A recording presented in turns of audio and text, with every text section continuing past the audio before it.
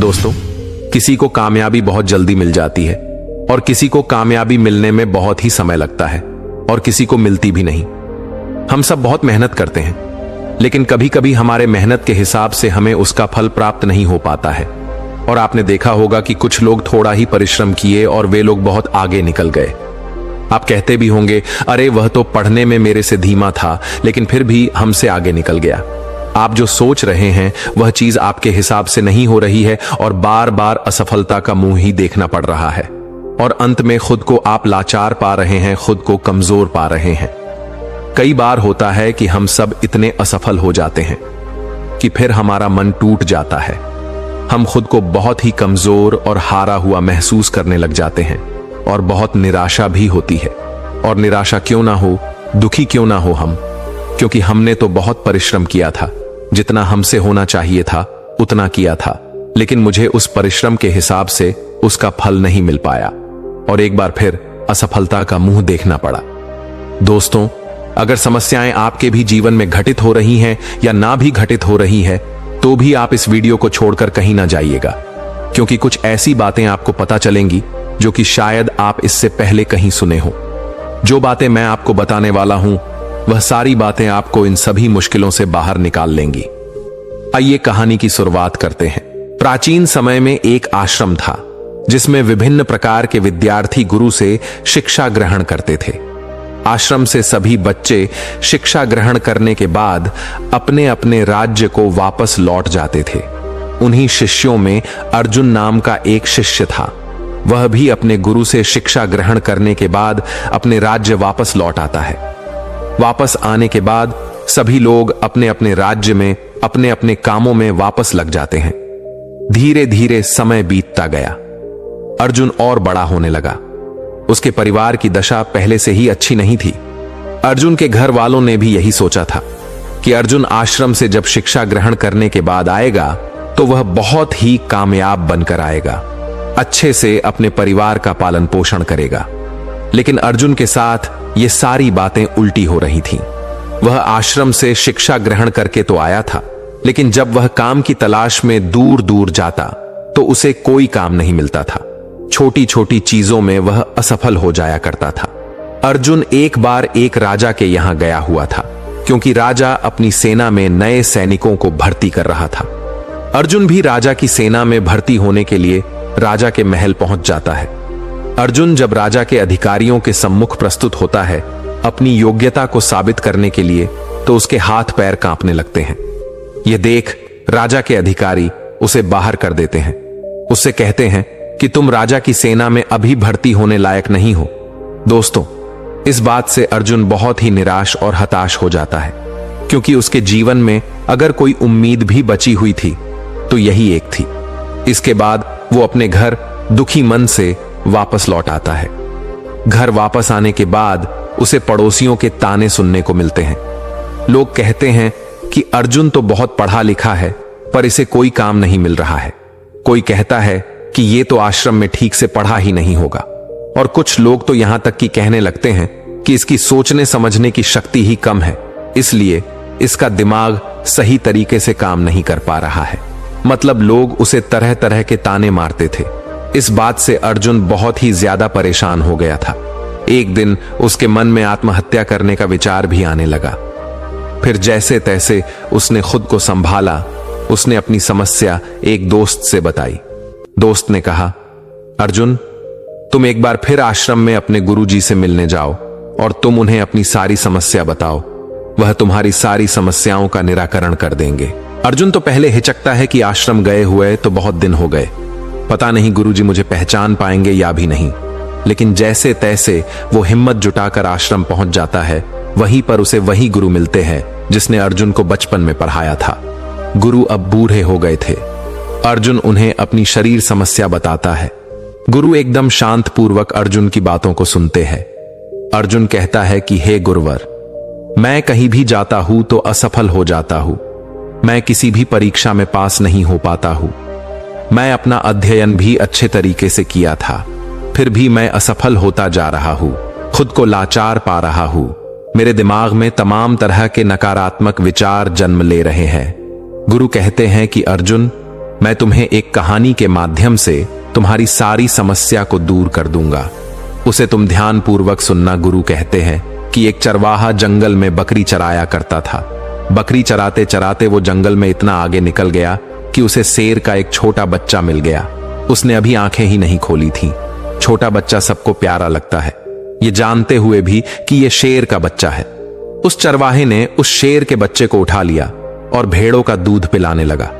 वह बच्चा धीरे धीरे बढ़ने लगा। भेड़ों के बच्चों के साथ खेलता, भेड़ों के साथ ही घास खाता, भेड़ों की तरह ही बोलता, अपने आप को भेड़ ही समझता था। अब बच्चा बड़ा हो गया था। एक रोज किसी दूसरे शेर ने भेड़ों के झुंड पर हमला कर दिया। सभी भेड़ दौड़ने लगी। शेर के उस बच्चे ने भी डरते कांपते भेड़ों की तरह भेड़ों के झुंड की तरफ भागने लगा। वह बड़ा हो गया था, लेकिन फिर भी भेड़ों के साथ ही भागा जा रहा था, दौड़ते हुए शेर के बच्चे को, जो कि अब बड़ा हो गया था। उस हमलावर शेर ने देख लिया। उसे इस तरह भागते हुए देख हमलावर शेर को बड़ा ही आश्चर्य हुआ। उसने भेड़ों की ओर से अपना ध्यान हटाया और उस शेर के बच्चे को ही पकड़ लिया और उसे समझाने लगा कि तू क्यों डरता है, तू तो खुद शेर है। दूसरा शेर जो भेड़ों के झुंड से भाग रहा था, वह कहता है कि शेर तो जंगल का राजा होता है, उसकी दहाड़ से सभी जानवर कांपते हैं। मैं घास खाने वाले इतना शक्तिशाली शेर नहीं हो सकता। हमलावर शेर ने उसे पकड़कर एक कुएं के पास ले गया। कुएं के अंदर उसे उसका चेहरा दिखाकर कहता है, देख, तेरा चेहरा मेरे जैसा ही है, तेरे पंजे भी मेरे जैसे ही हैं, इसलिए तू भेड़ नहीं है, तू शेर है।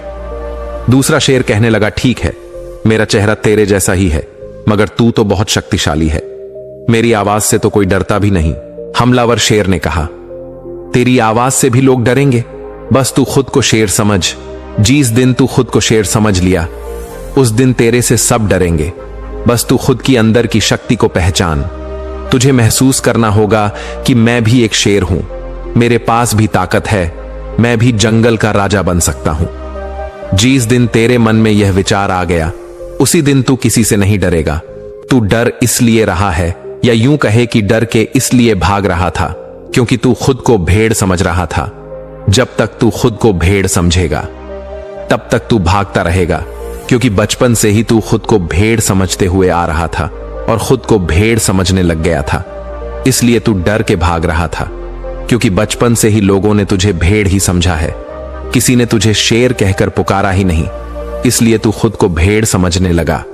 गुरु ने कहा, अर्जुन, तुम्हारी भी जिंदगी में यही हो रहा है। तुम्हारे पास सारी योग्यताएं हैं, लेकिन तुम भी खुद को भेड़ ही समझ रहे हो। इसका सबसे बड़ा कारण यह है कि कोई तुम्हें प्रोत्साहित नहीं कर रहा है कि तुम भी कर सकते हो। लोग तुम्हें बस अपनी नकारात्मक ऊर्जा ही दे रहे हैं।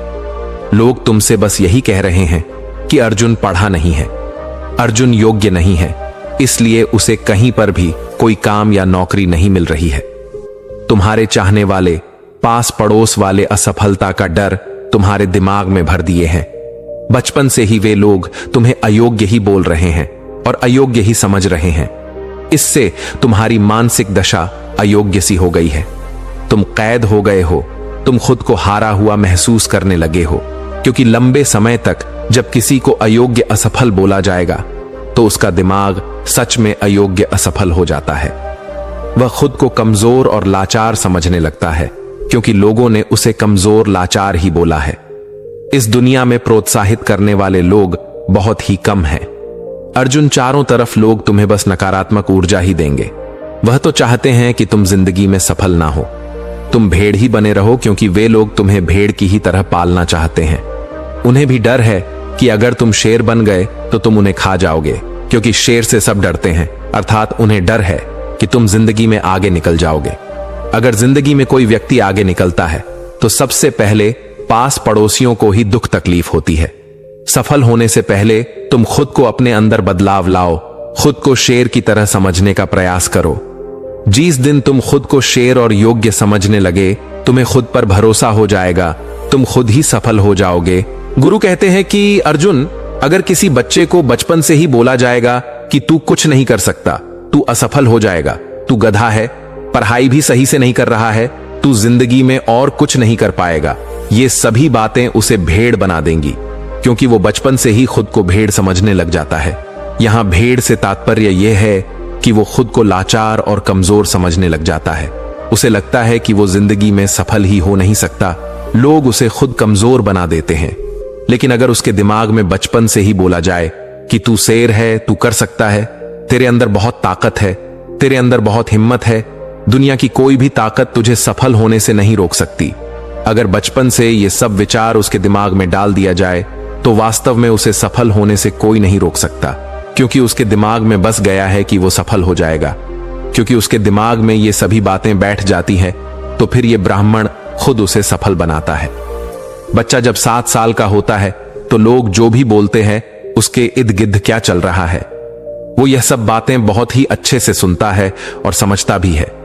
गुरु कहते हैं कि अगर उस 7 साल के बच्चे के अंदर अच्छे विचार, अच्छी सोच और उसके बारे में अच्छा बोला जाए, उससे अच्छा कहा जाए कि तू सब कुछ कर सकता है, तेरे में बहुत हिम्मत है, और सभी सकारात्मक विचार उसके दिमाग में डाल दिया जाए तो उसके दिमाग की क्षमता बढ़ने लगती है, उसकी सोचने समझने की शक्ति बढ़ने लगती है, और ऐसे बच्चे आगे चलकर अपने जीवन में जरूर सफल होते हैं।